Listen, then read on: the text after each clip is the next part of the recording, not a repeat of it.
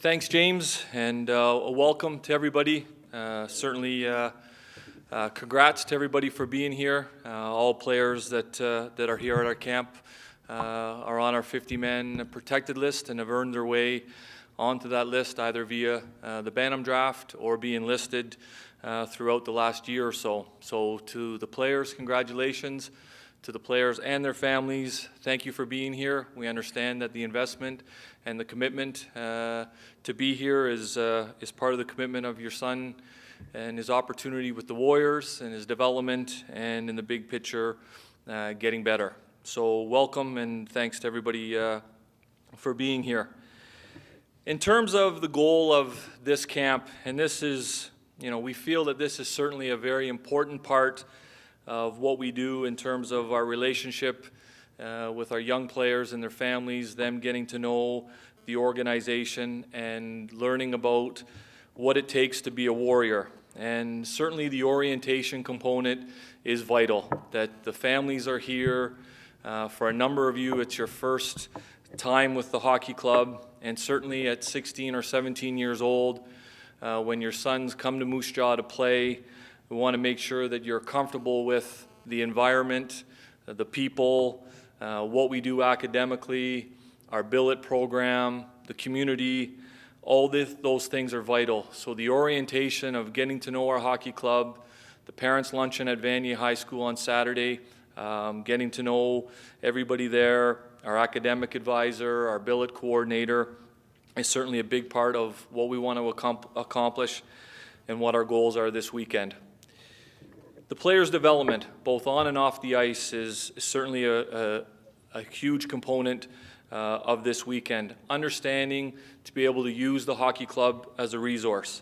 Understanding what we're going to go through in the morning in terms of fitness testing and how for some of you it'll be your first fitness test with us, for some of you it'll be your second, your third, your fourth, and the value in using us as a liaison, what you need to do to get better, training hockey specific, and getting feedback from us this weekend. And again, using our staff, our coaches, and in particular, it'll be Mark O'Leary, our assistant coach, using him as a resource and a liaison in terms of your development to get better. And again, understanding what the standards are to be here, the standards are to be a Warrior, both on and off the ice. We're working together to get better. And this is the first step for our new players, and the second and third step for a lot of players as we determine their opportunity to play on this hockey club. Understanding our environment, and I've mentioned that, and again, that falls back to the orientation, making sure that the Moose Jaw Warriors in the Western Hockey League is the right fit for your son, and we don't underestimate the other opportunities that good players have. We understand that it's a matter of understanding the full scope of playing in the league, and it's not just about what happens on the ice. It's about their develop and growing as a person. It's about being part of the community, and for the parents, again, falling back to academics, the billet program, having a comfortable, safe feeling knowing that when your son moves to Moose Jaw to play in this hockey club, we're going to make sure he's looked after the right way. A big part of what this is all about is you can see on the back of your t-shirts, I am a Warrior. Being a Warrior, the pride, the commitment, the passion of playing on this hockey club. On the ice, our standards are high. We work, we compete, we play the game the right way, we do things the right way, we act professionally, and those things are so vital in terms of what are the demands are to be a Warrior, what our expectations are, what our standards are, and how you'll get better and the demands of our coaching staff. The on-the-ice component, as I mentioned, important. Off the ice is equally important. The value of our community is very important to us. That's a fine. This is one of the unique, special communities, not only in the Western Hockey League, but the Canadian Hockey League. This is what major junior hockey is all about. And a community of 30 to 35,000 people that's passionate, that's excited about the young men that come to play here. is certainly a big part. When you think that when you walk through the streets of Moose Jaw, or you're in a restaurant, or you're in the hotel, that on average, 1 out of every 10 people you'll run into in the city is a season ticket holder of this hockey club. Over 10% of the population are season ticket holders. And you combine that with the commitment that our board made in working with the city of Moose Jaw to give us the facilities that we have. This makes Moose Jaw and the Warriors a special place to play major junior hockey. And for the young guys that are here for the first time and the guys that are here a second and third time, how we handle ourselves, how we give back to our community starts right away. We dress the right way, we present ourselves the right way, we're polite, we're pleased, we're thank you. When we're in restaurants, when we're on the bus with the bus driver, when we're in the arena with the guys that flood the ice, we treat those people the right way. We treat them the Warrior way, we play the Warrior way, and we treat people the Warrior way. We do things right, and we do things as professionals. Just before I bring Robert up, I'd just like to point out a few quick things on the itinerary so that you're aware. Once tonight is over, as of 7:45 tomorrow morning, our team bus will be here and the players will be transported from tomorrow morning right through to Saturday night when we finish the barbecue and head back to the hotel. The players will be on the bus with our coaching staff for all their meals and to the rink and to fitness testing and all those things. Player pickup for the parents will be Sunday morning after they have breakfast. Pick them up, head back down to Mosaic Place, and probably about 10 minutes apiece, Robert and I and Mark O'Leary will run through some exit meetings. You talk about the weekend and the future and training camp and all those things. Tomorrow morning, after the players do their fitness testing, we'll be available down at the rink for the parents and all the players to come by. In our boardroom, we'll have to be set up in there for some coffees and muffins if you want to grab a coffee.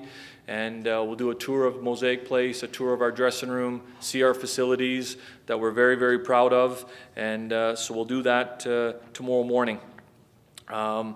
The baseball outing tomorrow night and the barbecue Saturday night, weather permitting. Tomorrow night with the baseball, the players, we're just going to have some fun with our local team, do some batting practice, maybe play a three-inning game.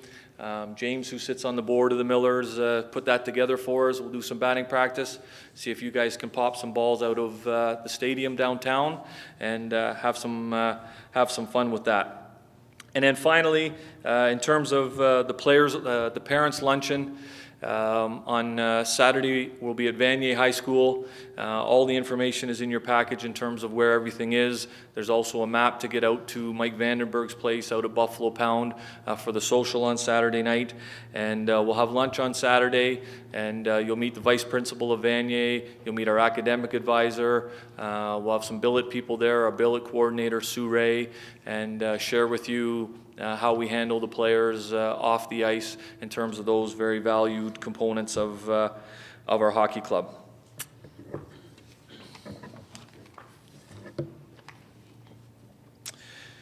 Okay, just before I call up Robert to welcome and introduce our 2013 WHL Bantam draft class, I want all the guys and the families to understand that the numbers don't matter now. The number of what round you went in, the number of where you were selected, whether you're drafted, listed, or a free agent, doesn't matter. You look back, gentlemen, with this team, you will get what you earn. Whether you went in the second round, the first round, the 8th round, or you're a listed player, you come in here, you compete, you work, you'll earn an opportunity with the hockey club. Just look at our history. Travis Hamonic of the New York Islanders was a 9th round pick. Joel Edmondson, 2nd round pick of the St. Louis Blues, was a 6th round to our hockey club. He was a 6th round pick to our hockey club. And this season we were a very young team. We traded Joel, as all of you are aware, to the Kamloops Blazers, where, credit to him, he had a run and a chance to win and went to the Western Conference Final. He He was a 6th-round pick to our hockey club. We traded him for an 18-year-old defenseman and 2 first-round picks. But he was a 6th-round pick in the WHL Bantam draft and a 2nd-round pick to the St. Louis Blues. Even Dylan McElrath, 10th overall pick to the New York Rangers, was a 3rd-round pick in the WHL Bantam draft. Riley Holzapfel, who's played in the NHL, was an 8th-round pick. And what an example of a very good NHL player who's won a Stanley Cup, plays for the Washington Capitals now.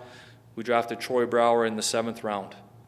So whether you're here as a listed player, whether you went in the 8th round, the 7th, 2nd, or 3rd, there's an opportunity for everybody to play at this level.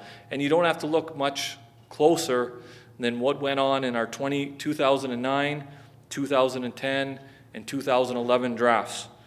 Our last selections in those 3 drafts have all signed, are either on our roster, have all signed and played games for our hockey club.